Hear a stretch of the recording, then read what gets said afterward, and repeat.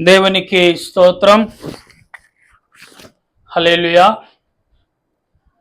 ప్రభునందు ప్రియా దేవుని ప్రియులారా, ప్రభు పేరట మీ అందరికీ వందనాలు, శుభాలు.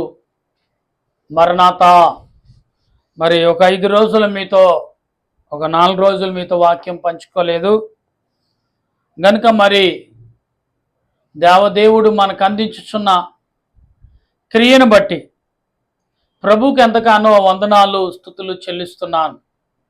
ప్రియారా, ఈ సమయంలో దేవుని వాక్యము నిమిత్తము ప్రార్థన చేసుకుందాం. ఎందుకంటే ప్రార్థన అనేది ఆత్మకు సంబంధమైనది గనుక గమనించి ప్రార్థించేద్దాం. ప్రేమగల మా ప్రభువా, నీకు స్తోత్రాలు.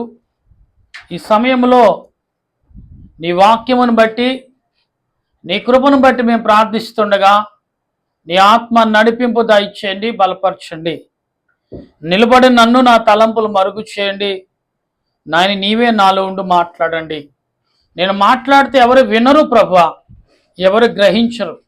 నాలో మీరుండి మీ వాక్యము నీ బిడ్డలకు అందించి, అలుపుడి నన్ను నీ సిలువు చాటు మరుగుపరిచి, నా కంఠస్వర నీ బోరగా వాడుకోమని ఆత్మరూపుడైన దేవదేవుని నామములో అడిగి ప్రార్థన చేయుచున్నాను పరమ తండ్రి, ఆమేన్. మన తండ్రి అయిన దేవుని కృప మనకు సదా తోడై నడిపించును గాక, ఆమేన్.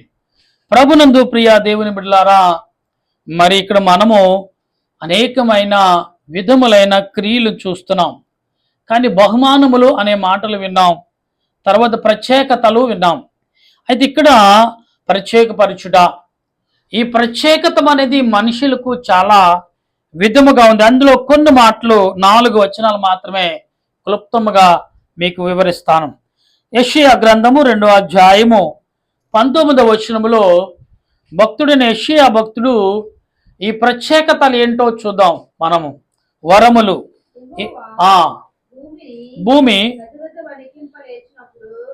యెహోవా భూమి గజగజ వణికింప చేసినప్పుడు ఆయన భీకర సన్నిధి నుండి ఆయన ప్రభావము మహాత్మ్యములను మనుషులు కొండలలో దూరుదు. దేవునికి మహిమ కలుగును గాక. ప్రభునందు ప్రియులరా, ఇక్కడ ప్రత్యేకతలు కనబడుతున్నాయి. ప్రత్యేకముగా అంటే ఇక్కడ మనుషులు ఏ రకముగా ఉన్నారు, మనుషులకును దేవునికి ప్రత్యేకత, లేకపోతే వరములు అనుకోలే, బహుమానములు అనుకుంటున్నాం. ఇక్కడ మనం కనపడదు. ప్రత్యేకత అంటే మరి రాకడ గుర్తులు. ఈ గుర్తులకు చాలా రకాల గుర్తులు ఉన్నాయి. అయితే మన కీర్తన గ్రంథము 68వ కీర్తన 18వ వచనంలో మనం చదువు. ఈ గుర్తులు ఎటువంటివో మనం గమనించాలి. నీవు ఆరోహణమైతివి, పట్టపడిన వారిని చెరపట్టకున పోతివి, మనుషుల చేత నీవు కానుకలు తీసుకుని ఉన్నావు.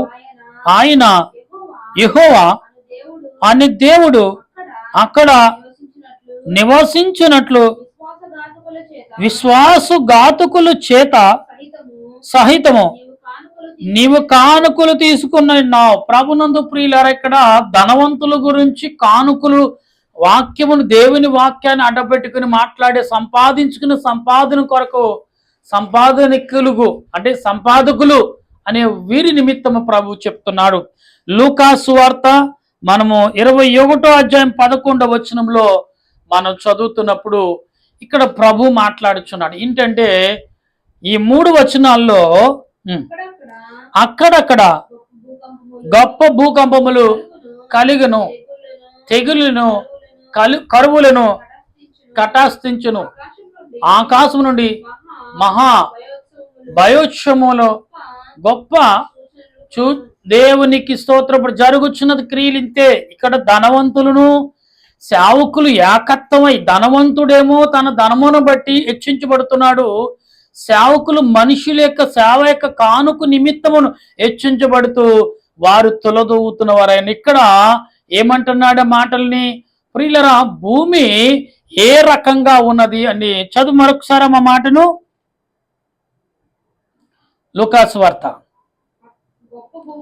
అంటే ఎందుకు భూకంపములు కలుగుతున్నాయంటే మనుషులు చేసే దుర్మార్గతనమును భూమి తట్టుకోలేక దేవుని ఎదురును అధికారం తీసుకుని ప్రభా ఒక్క అవకాశం ఈ ప్రభా కొన్ని సెకండ్లు మాత్రమే, నిమిషాలు కాదు సెకండ్లు మాత్రములోనే భూమి వణుకుతుంటేనే అల్లా కొల్లలం అయిపోతుంది. ప్రియులారా గమనించండి, ధనవంతులారా భూలోకములో ధనమును సేవకు కానుక విషయంలో సమకూర్చి పేర్లు సంపాదించుకుని ఓ ధనవంతులారా మీకే ప్రశ్న దేవుడిస్తున్నాడు.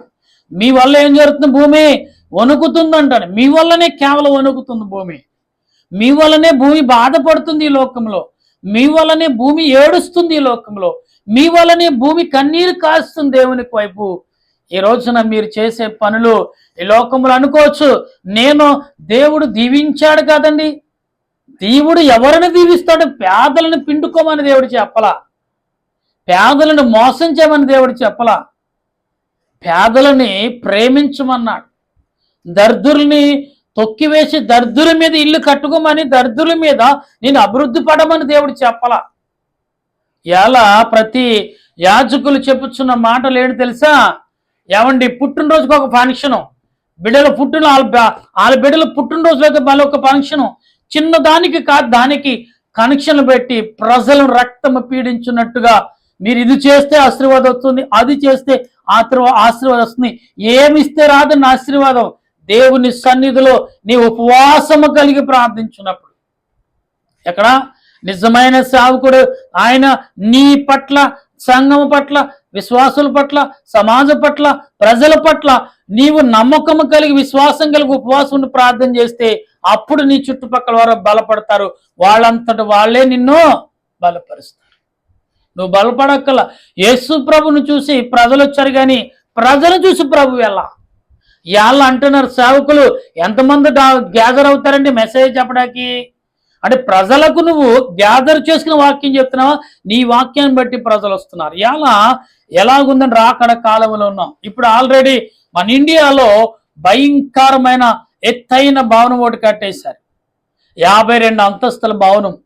ప్రియులారా ఆల్రెడీ హైదరాబాద్ పట్టణంలో రేపో మాప అది ఓపెన్ అవ్వబోతుంది. ఎందుకంటే ఎత్తైన భవనాలు కట్టుకున్నారు, ఘనముగా వివాహాలు చేసుకున్నారు, ఘనముగా మీరు శుభకార్యాలు జరుపుకుంటున్నారు, ఘనముగా హిందువులు వినోదాలు జరుపుకున్నారు, ఘనమైన ఇల్లులు కట్టుకున్నారు. నా ఇల్లు గొప్పదంటే నా ఇల్లు గొప్పది అని అలంకరించుకుని నేను గొప్పవాడని అలంకరించుకుని మనం బ్రతుకుతున్నాం. కానీ హృదయం అనే ఆత్మను అలంకరించలేని మనుషులుగా ఉండిపోయాం.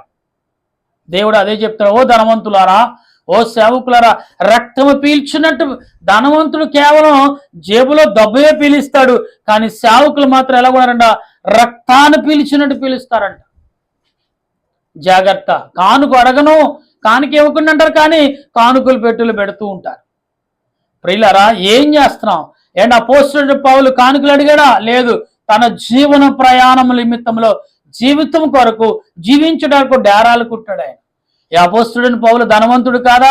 మహాధనవంతుడు, చదువు కలిగిన వాడు, జ్ఞానవంతుడు, అన్ని రకాల ఇజ్జులో ఆరుతేరిన వాడు. ఎందుకు డేరాలు కుట్టుకున్నాడండి? కౌరు పెడితే కోట్ల రూపాయలు పనివారు వస్తారానికి తోడుగా. అటువంటి ఆయన ఒంటరిగా దేవుని పని నిమిత్తమే పనిచేశాడు. దేవుడు పోషించలేదా? షడ్రకు మేషకు అబేద్నెగోలు దర్వే రాజు మనసును మార్చలేదా? ఇలా దేనికోసం నీ ప్రయాణం? నీవు వేసుకునే నేను అంటలేదు కానీ ప్రియులారా, మీరు సేవకులే కదా ఎలాగనొచ్చా? లేదు. దేవుని వాక్యానికి ఏడుస్తుంది. దేవుని వాక్యం, దేవుడి వాక్యం నిమిత్తం భూమి కన్నీరు కారుస్తుందండి. కష్టపడేవాడు కన్నీటి కారుస్తూ బాధపడుతూ పాస్టర్ గారు ఏ చెప్పిస్తాడు అని భయపడతాను. అసలే పాపం సేవకుడికి చెప్పించే అధికారం లేదు.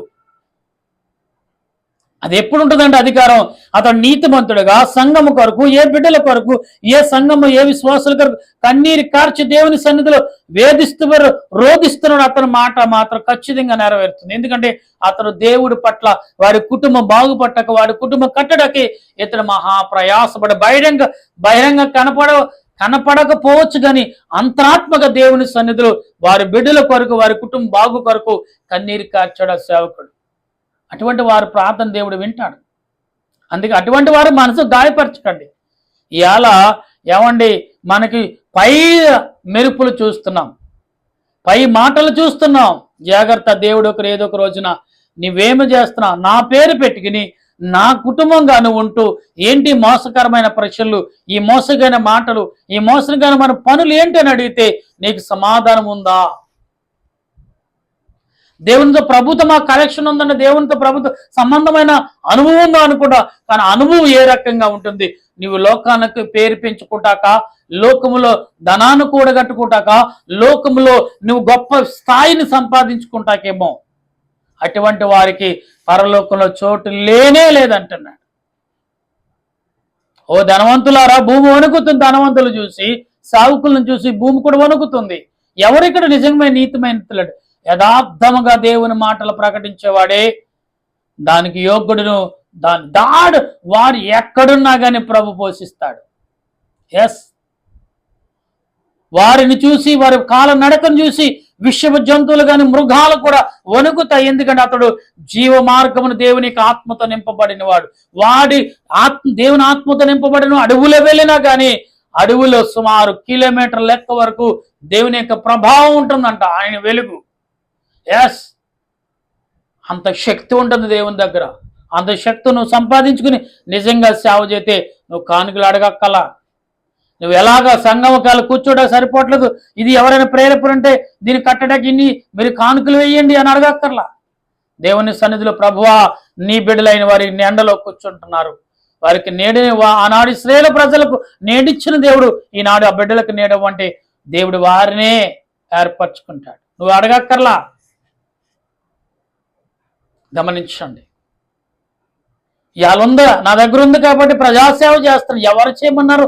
ప్రభు ఇస్తున్నాడు కాబట్టి సేవ చేయాలి. ఎస్, నీ దగ్గర ఎంత కావాలో అంతే. దేవదాసే గారు అన్నారు, నీకెంత కావాలంత అడుగు, ప్రభు ఇస్తారు. అంత మించి అడిగితే ప్రభు ఇవ్వరు. అపవాది గడికాల ద్వారా వచ్చినా అది నీ దగ్గర నిలవదు. ఎంత కావాలి, ఎంత ఖర్చు కావాలో, ఎంత ఖర్చు ఉందో ప్రభు ధరడు, ఖచ్చితంగా ప్రభు నీకు ఇస్తారన్నారు.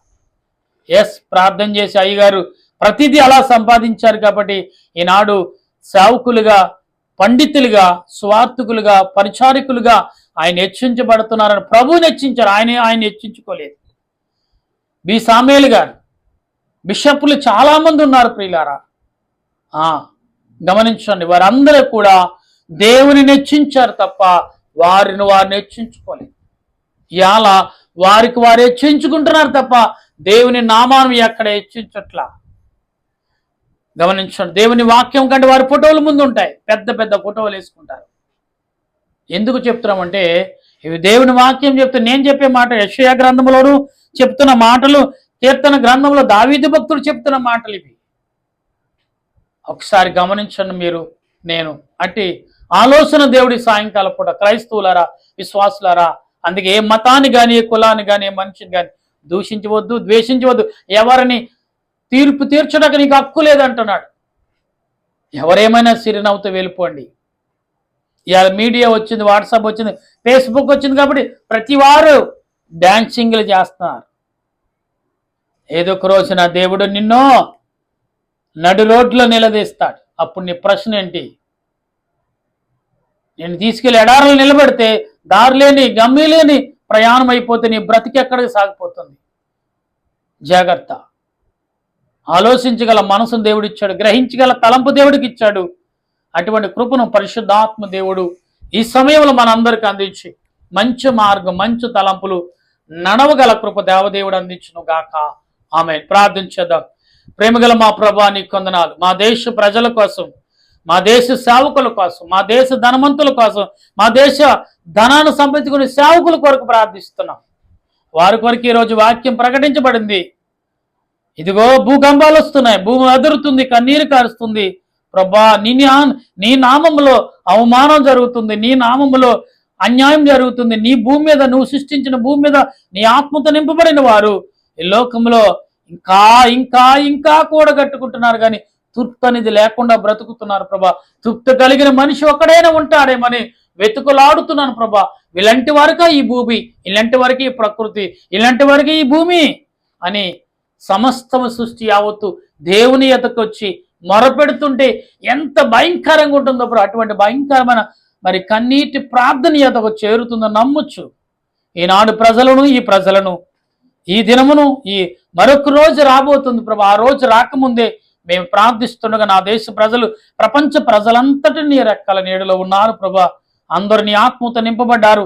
అందరూ నీ ఆత్మతో జీవిస్తున్న వీరందరూ నీ రెక్కల చాటును మరుగుపరిచి మహిం పొంది మనసులు మార్చి భూమిని ఆకాశమును సృష్టి యావత్తుకును నేను ఆయాసము కలగకుండా జాగ్రత్త గల మనిషికి గల క్షమించుకునే గుణము దాయిత్యమని ఆత్మరూపుడు రక్షణకర్తైన దేవదేవుని నామములో అడుగుచు బ్రతిమాలి ప్రార్థన చేయుచున్నాను పరమ తండ్రి, ఆమేన్.